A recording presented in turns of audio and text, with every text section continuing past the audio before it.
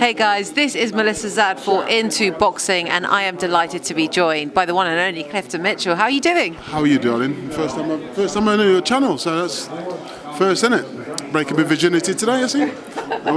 Making history on the channel, making history on the show, you know? That's good. How's your day? Good. I thought today was very, very interesting because for once, the two headliners on the show could headline any show. So, you know, that proves how far women's boxing has come. And like I said, not many people was a fan of it, but, you know, they're beginning to love it now. So it's quite good. It's good. Do you know, I only recently watched a documentary about Christy Martin and how she got into it. Yes, I did, and it was fantastic. Don King, wasn't it? Don King, absolutely right. And she put women's boxing on the map in a big way, you know? So to think about the journey of it from that point to this point is insane. Million percent, yeah. I watched that documentary and I watched it and I thought, she could fight, man. And from Mike Tyson was jumping on and said, "Yo, Christy Martin, she's won." So, you know, women. Listen, what you don't know is as well is that at one stage there were 6 professional women in Britain. Yeah, I managed 4 of them. That's going back probably 2008, 2009, 2010, around there. So I've been doing this for a very long time, training women fighters. So I've been in it for a while. You know? Obviously, you know, as someone, as you say, you've done it for a while, you're obviously someone who believes in women's boxing. And there are some magnificent fights on the card this Saturday. Which fights are you most looking forward to, apart from the main and co-main event? I like Ryan, Shannon Ryan, 1,000,000%. I'd like to see how April Hunter gets on, actually, because I think she's not a bad fighter, you know. She's not a bad fighter, so that'll be interesting. Also, obviously, Caroline Dubois. It's always good to see what it's like. For me, Caroline's had the last 3 fights, good, mediocre, good. So we'll just see. Like I said, she's just a baby in it, and she'll keep coming. But like I said, she's definitely one for the future. I just think that with women's football, women's boxing, women fight the power. You know, the future is female. I don't say that, but they don't go that far. I wouldn't say that far. But like I said, you know, you've got Chantel Cameron, you've got Sandy Ryan, you've also got all these other fighters that are making their way up the ladder. And like I said, obviously Chantel's at the top of the tree, so take nothing away from her. And but we've also got a lot of quality that are coming through now. And I think as long as the government back it, you know what I mean, and back the gyms and back the schools, at the end of the day, you know, it's always going to make you a better person going into a boxing gym. You know, bullies get found out in boxing gyms. Yeah, and understand whether you're male or female. It doesn't. And there's bullying online. There's bullying. I mean, before there's bullying online, people used to verbally bully you. Now they just do it online. So, you know, if you can make yourself a better person and learn life and social skills in a boxing gym, there's no better place for you. And like I said, not everybody comes in the gym's going to box.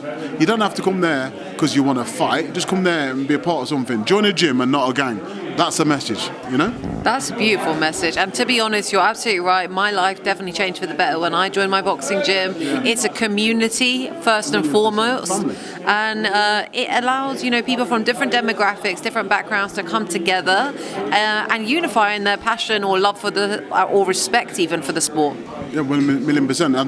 I couldn't put any more words, put it better. I just do think that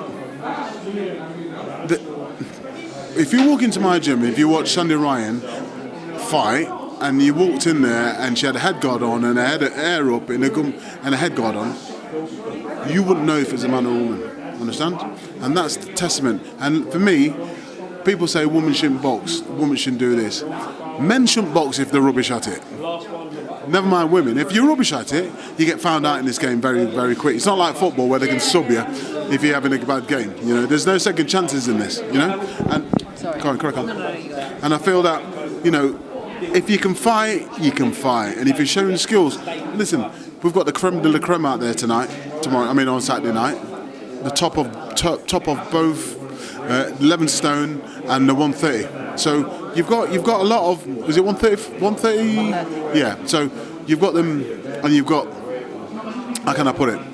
You've got the best at these two weights, and I'm really looking forward to the Michaela Mayer fight more than I think it's going to be closer. So, in terms of that co-main event, Michaela Mayer against Alicia Baumgardner, very different styles, obviously. Michaela's very come forward, quite aggressive fighter. Alicia's much more a counter puncher and likes to kind of sit pretty on the outside. Who do you have winning that? You know, if I was a betting man, I'd probably go with Michaela Mayer. Yeah, because I feel that she'll have it in the stretch, but on points. But I think knockout, I'm going for Baumgardner. Knockout, Mayer on points. I don't think that the how can I put it? I don't think that Michaela punches hard enough to stop her. That's what I think. But I think that the other way around, she could stop her. But I think she might outwork her after about round 7, 8. Start pressing the pace. You know? Interesting. And obviously we've got the main event, you know, the press conference itself. Things were heating up very nicely in there. I mean, firstly, Clarissa Shields' impression of Savannah Marshall was spectacular. Really, really good. Really good to say that she's only been here a few times. Yeah. You know what I mean? But I'd say same type of thing. One on points, one on knockout. You can pick which way you like. I want to know which way you're picking. I'm picking Carissa to beat her on points, and Savannah to stoppage. But which one do you think is more likely? Shields. Because as much as Peter said that they're all crap and the other two are the best, that's at 11 stone. But if you're coming up for 157 all the way up to that, she's had to box a lot of good opponents. So you've got longevity, two Olympic gold medalists. You cannot back against her, and if you'd be a fool to back against her. I'm not saying that it can't happen because two people are getting there having a fight, but I will say that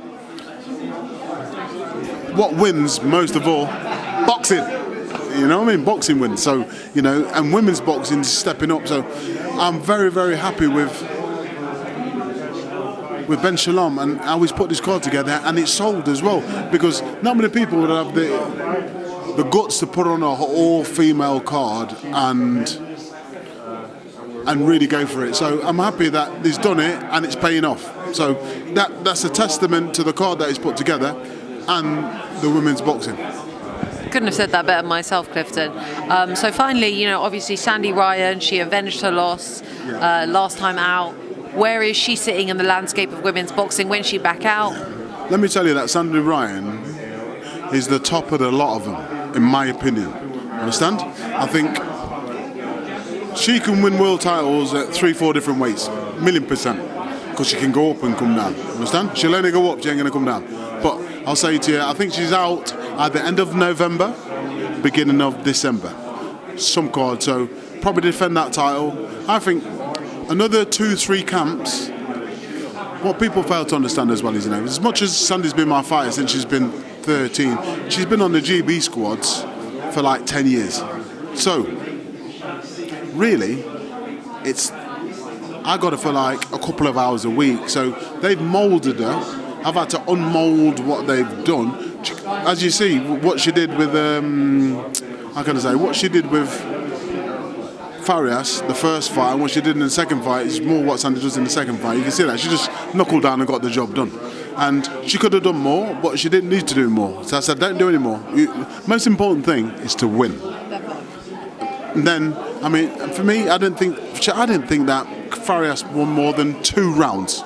She might have drawn a couple. I don't want to give her more than 2 rounds. And Farias is probably the best thing that ever happened to her. You know? Do you know what? They always say you learn more off of a loss than you do off a win. If she'd have won that fight, probably the worst thing that happened to her. Because she thought I could cut corners and still win. You know what I mean? So, in hindsight, it's the best thing that happened. You know? I love the positivity. Clifton, really, really appreciate your time. Really appreciate your insight. Thank you so much. Thank you ever so much. Thanks for the interview. We'll do this again. Cheers.